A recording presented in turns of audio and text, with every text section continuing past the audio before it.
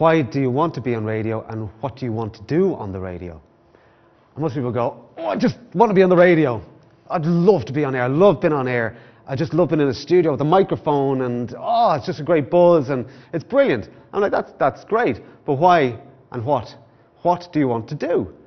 Because we're professionals. This is meant to be a profession. You don't train to be a doctor and go, what do you want to do? Oh, I just want to work in a hospital and operate.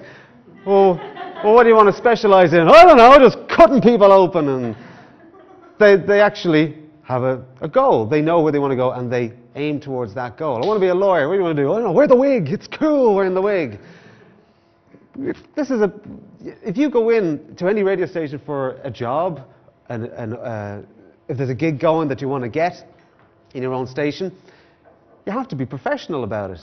And unfortunately, most radio people are so thankful to have been handed this wonderful opportunity by these beautiful people to be on the radio. We go, oh, thank Jesus, I'm on the radio. And what do you want to do? I don't know, I just want to keep my job. That's my goal, keep my job. So the consultant comes in, they sit in the office, I'm fired, that's it, I'm gone, I'm never going to eat again. Doctors don't do that, lawyers don't do that. You know, a case goes wrong, they don't go home crying because, oh no, the client hates me or the judge hates me. They're professionals, they get on with it, and they focus on what they're doing.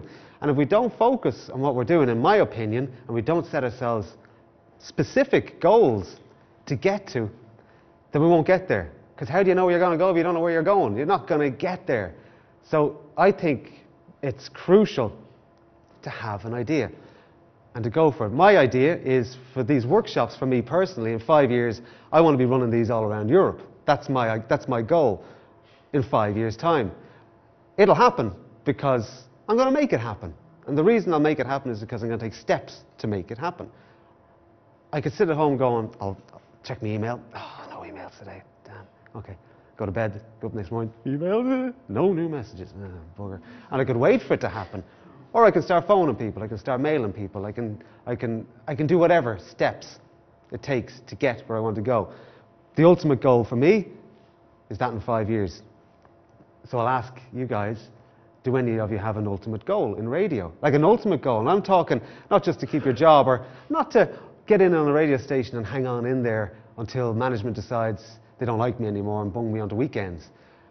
I'm talking, you got into radio, what did you think when you got into radio? Did you think, I'll get into radio and I'll get a weekend gig in a local community radio station?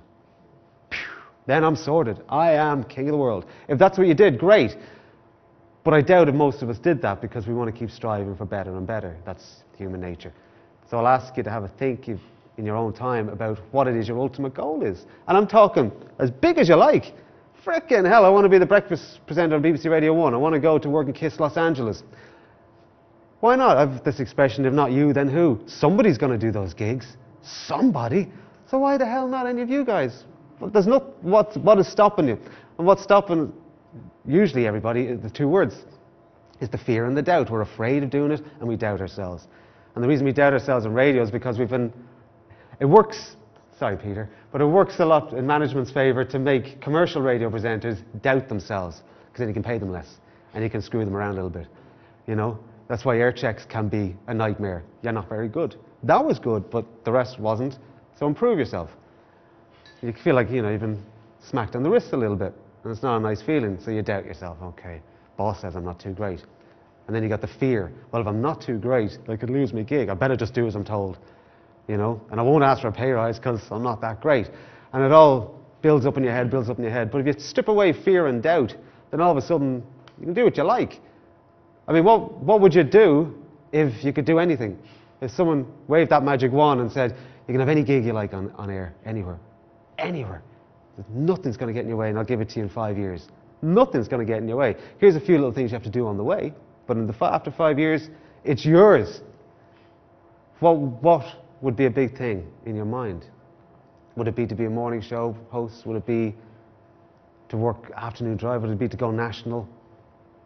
What I'm trying to get across is there's nothing stopping you except you. You're the only one stopping you, and the reason you're stopping yourself, from my experience, is because you've been told, bring it down, bring it down. Don't be getting big ideas about yourself. Yeah, you're good, but have you heard this guy? He's a killer, he's great. someone bungs on a Howard Stern, say you love Howard Stern, you listen to him and you go, I can never do that. I can never do that. Well, the way we word it is, I can never be as good as that, which is the wrong way to word it because he is who he is. But I can never do that. And of course you can't. You're not frickin' Howard Stern. He is. He's doing it. We don't need two of them. That's all right. You are who you are. What can you do? I don't know whether a lot of people ask themselves, what can I do? Where can I go? There's nothing stopping us.